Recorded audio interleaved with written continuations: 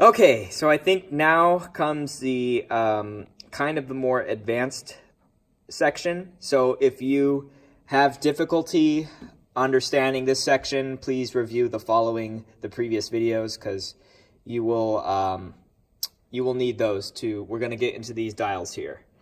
And we already went over the gain, again, the water main, adjusting the main pressure and how much comes in. But then we are going to talk about this guy next. This I might break up into two videos. This is important, and not even I fully understand the physics and the science, the acoustics of all this, but I can teach you the basics and help you get a kind of a foundation going. So, the equalizer. So in the old days, when you had an old analog mixing board, you pretty much had just one option to adjust the mids, the lows, and the highs. And you didn't really get to choose how low or how mid or how high. You were stuck with the set frequency that they chose. So for those of you who are kind of new to sound operates in a way that is called waves. And the bigger the wave, so the bigger the distance between the wave. Again, I'm not a scientist, so excuse me with the poor the poor science. But basically, you have short waves, and long waves. That's what I meant to say. You have short waves, and they get so short they can be impossible to hear. And you have long waves, and the same is true. They get so big they are also very difficult to hear. And everything in between is the audio, the acoustic spectrum. Okay, you have, so this board registers 20 kilohertz, which is very low, almost, I would say, inaudible to the human ear, all the way to 20 kilohertz, which is also inaudible.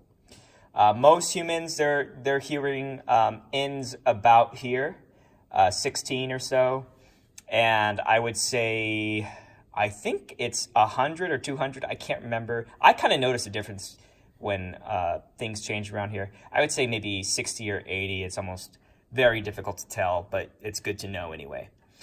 All right, so why do I tell you that? Well, there is a whole art and a science to equalizing. This here is called a graphic equalizer. And the reason it is special is because, remember I told you in the old days, you're stuck with just one knob being, high, one knob being low, one knob being whatever. This is completely variable. You can pinpoint exactly where you, let me bring it up so you could actually see it. You can pinpoint exactly which frequency you either want to increase or decrease, like so. So it is a very powerful tool, but it also means that it can be abused, and you can have too much, you can have too little of this. I would say in the beginning, when you're practicing, a general rule of thumb is to take away rather than add. What do I mean by that? Well, say I'm going to play a soundtrack here. Let's see here. All right. So you are seeing sound right now. Another way you could see this is by pressing this button, and that will give you the bar form. It should. Sorry, I don't know why it's not working. Let me go here. There. Now it's giving you the bar form, and that can kind of help you. It depends, some people prefer seeing this, some people prefer seeing this. I kind of like this way because you can really see the past. This is showing the past and what it was like 5 seconds ago, and this is present, what's happening right now. Also, if you have a feedback it really, like these lines, if you have a high-pitched feedback, you'll be able to dial in exactly where that feedback is coming from. All right, so you have this. Now what do you do? Now, like, how is this helpful? Well, the reason it's helpful is, I'm going to go ahead and put it on this because it's a little easier to see. The reason it is so helpful is because when you are mixing something, you want to create what's called room for vocals. In the worship team, I consider the vocals the most important instrument or the most important aspect of worship, because it's been something we've been doing for, since for 2,000 years. It's always been vocals. Worshiping God has always included vocals. Anything that overpowers vocals is something that is probably unnecessary. It's just probably too much.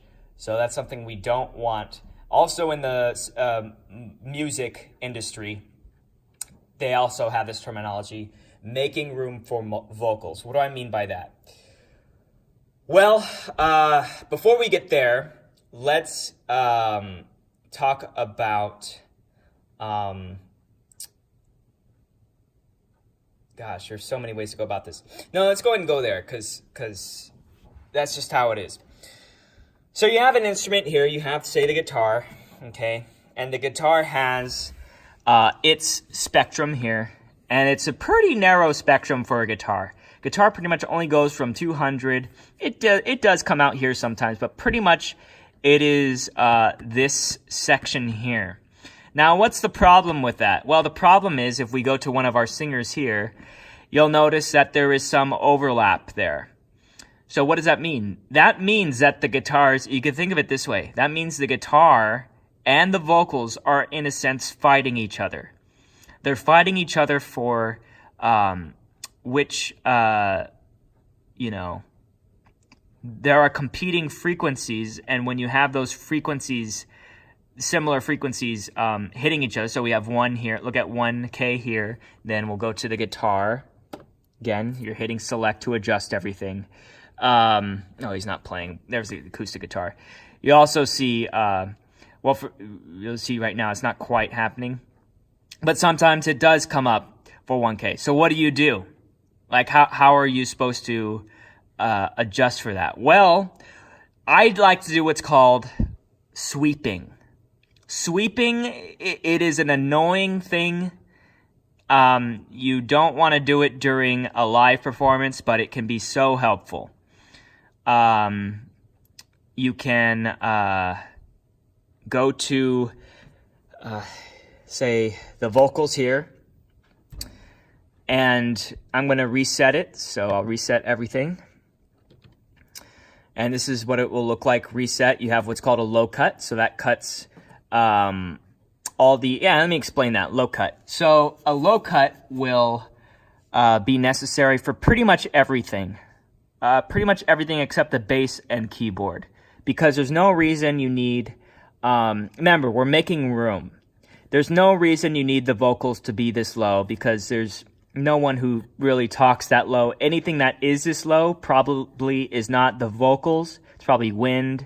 It's probably stage sound, something that you don't want anyway. So we do what's called a low cut. You can also do it on the other end, and it's called a high cut.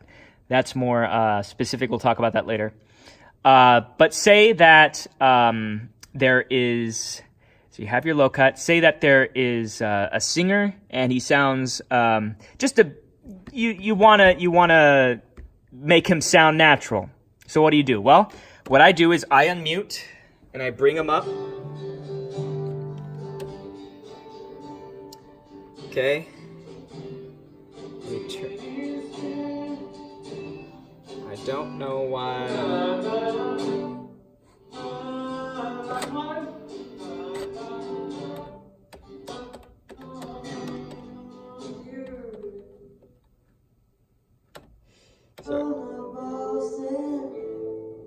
All right.